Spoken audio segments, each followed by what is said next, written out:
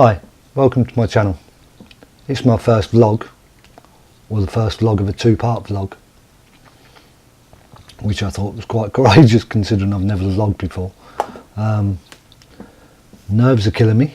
I've seen plenty of vlogs on YouTube and they make it look so easy, so natural, but believe you me, it's not natural at all. It doesn't feel natural. I feel like it's the first day back at school, being in front of the camera.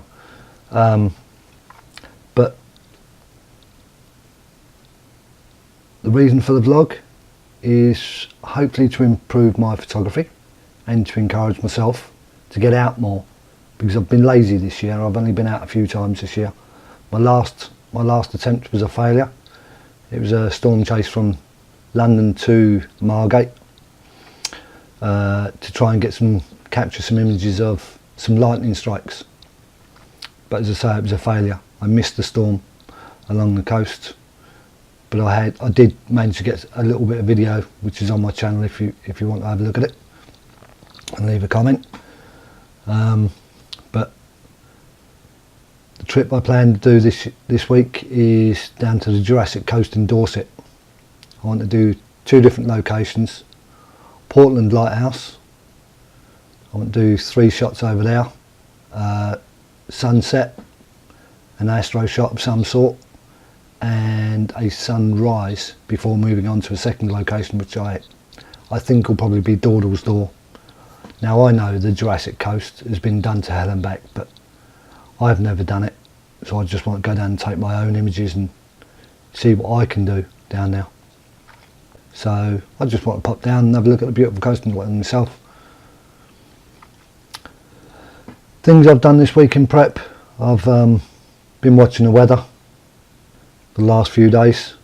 The best weather for me to be down there looks to be Thursday and Friday, so I'm going to be leaving home Thursday morning for a 4-hour drive down to the coast. Hopefully I won't be down there mid-afternoon. The simple fact is I want a few hours before sunset to find 3 nice compositions: one for the sunset, one for the sunrise the following morning, and one for an astro shot during the night. Obviously I don't want to be clambering around on them rocks during the night without having half an idea of where I want to be. The second location will probably be Durdles door over there, and do a sunset over there. Right, things I've done this week in prep is I've been watching the weather quite closely, using a few different apps on the internet. Obviously we all know what the British weather's like, and we know we can't forecast it, but just to hopefully improve my chances of getting the right weather for what I want, I've been using net weather for the longer range forecast.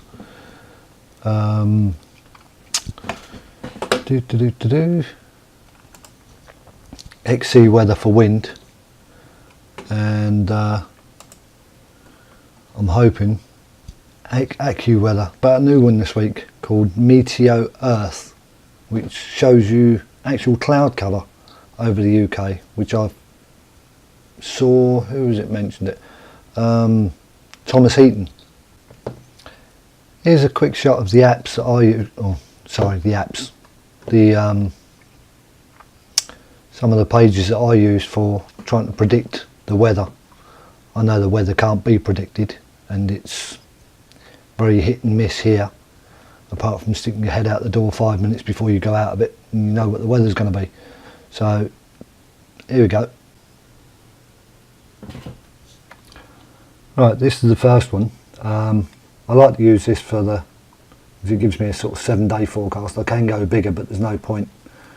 And as you can see, Thursday has got less than 40%, well, between 40 and 50% on Thursday night, and again on Friday,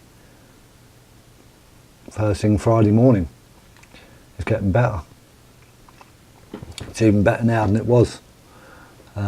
So these are going to be the best days for me to to get the shots that I want.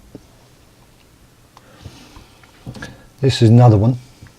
This gives me sunrise and sunset times, predicted wind forecasts that I can cross.